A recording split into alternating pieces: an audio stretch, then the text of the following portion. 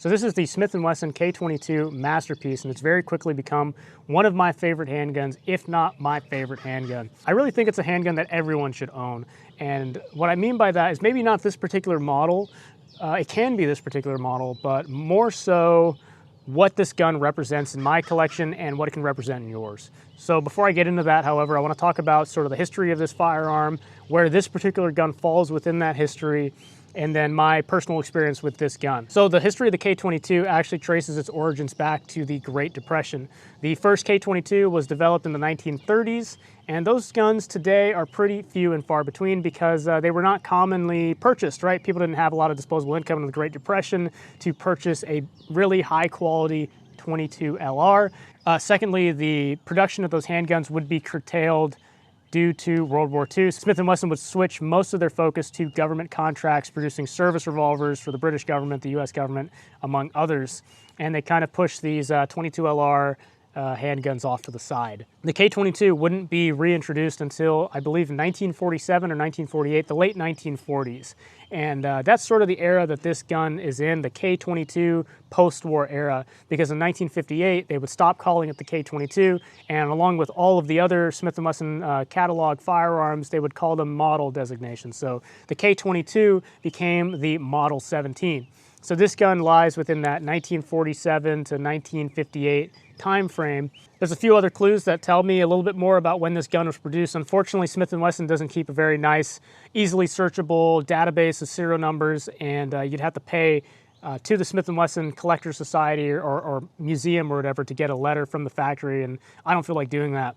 But you can kind of tell roughly when it was made by looking at the features, and one of the major features that tells me this gun is not from the late 1940s, early 1950s, is that this is a 4-screw gun. So the earlier guns than this would have 5 screws. There would be a screw right up here on the top of the side plate, and as well as one on the trigger guard. So I have the trigger guard screw, I don't have the side plate screw. That tells me this gun is sort of early mid 1950s at the earliest. And I know it's not a Model 17, so it's not a 1958 at the latest because there's no designation of Model 17 anywhere on the firearm. Another thing that can help you tell kind of when this gun was made is by looking at the grips. If they have this diamond style grip, this tells you it's a 1950s or earlier gun because those style grips went away, I believe, in the 1960s. So this particular handgun, of course, is a 6-inch K-frame full-size revolver. This is not a boy's revolver. A lot of people think 22 LR and they think instinctively it's a cheap toy, plinker, youth model. This is a high-quality firearm made for an adult, made for someone that's a serious shooter, made for someone that wants to have a handgun that'll last them a lifetime. Now this particular handgun has a 6-inch barrel. It does have sort of a heavier profile. Earlier K22s would have a less heavy profile. It would step down a lot further right here where the barrel meets the frame. It does not have a shrouded ejector rod, and it does have this beautiful Patridge style front sight with this nice serration running along the top side of the barrel. Looking at the frame, like I said, this is a K-frame, medium frame revolver. It's the same size as the Model 10, Model 19, Model 14, etc. It's a K-frame. And it being a K-frame, you look at the cylinder, you'll see that the cylinder is just as big as a 38 special cylinder. It only has 6 shots, so there's a lot of mass in the cylinder, as the 22 bore is a lot smaller than 38, obviously. You have these beautiful target adjustable sights, and both sights are blacked out, which I really like. I've been able to achieve some pretty great accuracy with these blacked out sights. Now this particular handgun has a standard style hammer, standard style trigger, and a standard style service grips, Magna grips as they're called. This gun would also be available from the factory with target style grips, target style hammer, and target style trigger. This gun is definitely set up in more of a service or field or outdoorsman configuration.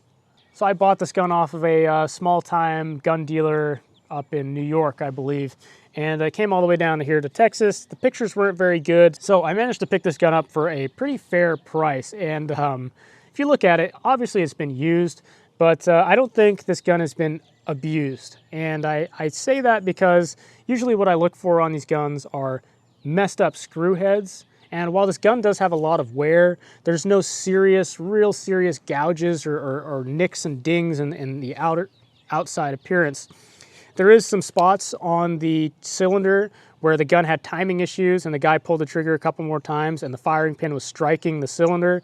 So I had to peen some of those, some of that metal that was sticking into the chamber recesses back in so that I could chamber rounds more easily. But yeah, there's nothing that suggests that this gun was really abused. There is wear that is pretty typical of holster wear, so this gun was definitely used by a hunter or an outdoorsman or something to shoot squirrels and raccoons and possums or whatever, right? When I first got the gun, it did not look as good as it looks now. Not to say that it looks particularly fantastic or beautiful or factory fresh now, but it looked a lot worse when I got it. I mean, this thing was caked with carbon and copper corrosion, that green shit, right? I'll post a picture of the carbon that I scooped out, literally scooped out of the chamber recesses, just the recesses. There was even more under the extractor, under the forcing cone, all inside the frame window, and it was pretty disgusting. The whole outside of it too had a layer of like dust and pet hair and grease, and there was some fine rust on it as well. I had to get rid of all of that. I spent several hours cleaning this gun up, and one of the things that spooked me was the cylinder actually locked up on me, and I didn't realize that these handguns had a different thread direction on the cylinder in relation to the ejector rod. So I think modern Smith & Wessons have a left-hand thread, so when you do the trick to unstick the cylinder, you usually wedge like a credit card in between the ejector rod, and then you spin the cylinder in a certain direction to kind of draw that extractor rod back in, and then you can pop the cylinder out. Well, I was spinning it the wrong direction. I didn't know, I couldn't get it unstuck. And so I looked it up and I was like, oh crap, these early guns had a right-hand thread. Now, of course, when I first got the gun, the action was kind of gritty just on account of it being so dirty. But after cleaning it up, I mean, this gun is just butter smooth. The double action, I'd say, is probably about 9 pounds, which is typical for a rimfire revolver. Rimfires typically have a little bit heavier springs just because rimfire cartridges are a little bit less reliable. So to ensure a little bit better reliability, they spring it a little heavier. Now the single action is about where I like a single action to be. It's at about, I'd say 3.5 pounds, and it is just smooth. I mean, there is no movement of that trigger before it breaks, and it does have a trigger stop, but I mean, when I pull the trigger, I don't even hit the trigger stop, right? So this is just an amazing trigger, and I was able to make consistent hits on a 75-yard target with this handgun, one-handed. First try, let's go. Oh, let's go. 2 out of 2. 3 out of 3. You know, I'm not the best handgun shooter, I don't claim to be. I prefer rifles, but this gun was like so easy to shoot, it's so easy to be accurate with, and particularly the sights. These patridge style sights are just fantastic. I wish they were available on every handgun that I own. A lot of modern handguns do have options that are similar to that, where a blacked out square front, blacked out square rear, but I wish something like the GP100 that I have would have patridge style front sight inserts. That would be awesome. And I had no reliability issues with this gun whatsoever. I didn't have the cylinder bind up on me unless it was my own fault. If I short stroked the double action, I could get the cylinder to lock up on me. Of course, that's user error. I had one failure to fire, but that's rim fires. I just pulled the trigger 6 more times and then that shot went off on the second strike. So yeah, accuracy wise, I mean, this gun has obviously seen a lot of use, but it shoots about as well as it did the day it left the factory. And that's very typical of handguns. I don't know the particular physics reasons as to why that is, but handguns, their barrels typically don't wear out. You could have a handgun with 10,000, 20,000, 30,000 rounds through it, and it'll still cut dead center for within the accuracy standards of a handgun, you know, 25, 50 yards. But this gun, I mean, is beautiful. The bore is mirror bright. The chambers are like glass.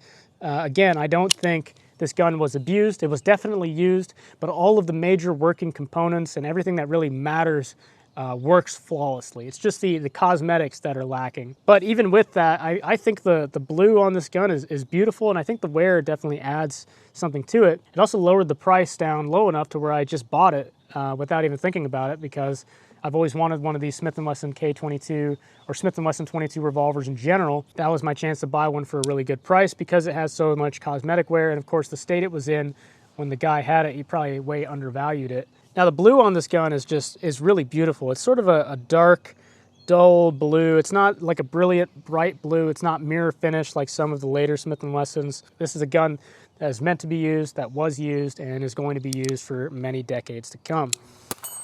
So what this gun represents in my collection is a fantastic target pistol that I can use to teach new shooters, that I can use as someone that's sort of an intermediate shooter to improve my skills. This takes all the variables out. If I miss with this gun, it's because of me. It's not because of the gun, it's not because of the ammo, it's because of me. 22 LR is a fantastically accurate round, and this is a fantastically accurate gun with a fantastic trigger, with a fantastic sighting system, with a long sight radius. So any missing is gonna be my fault. But it's also a 22 LR, right? So you can hand it to a novice and they're not gonna be afraid to shoot it. You know, give them one round and you pull the trigger and poof, and they'll be more eager to shoot. They're not gonna be afraid.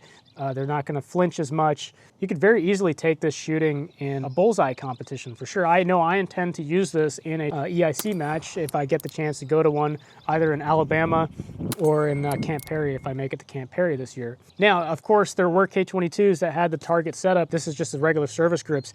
Normally, I don't like the service grips, but on these earlier 1950s guns, these grips were a lot chunkier than they were in the 1960s and onwards. So I actually do like the way this gun feels, and it's mainly the relationship between my thumb and the hammer that I don't like about service grips. It usually holds my hand in a little too close and I can't really cock the hammer back one-handed. But with these 1950s style service grips, I mean, they're pretty thick, and I can reach that hammer no problem. So I really like that. I'm super happy that it came with the original grips. That's always these diamond style grips are not cheap anymore. You know, they stopped making them over half a century ago. It is used, and I like the fact that it's used because I can go and take it and not bang it around, beat it around, but it's gonna go in and out of a holster. In fact, I bought a holster for it. Not every gun I own gets its own holster. Most of my handguns share holsters, but this guy gets his own holster because I love it that much.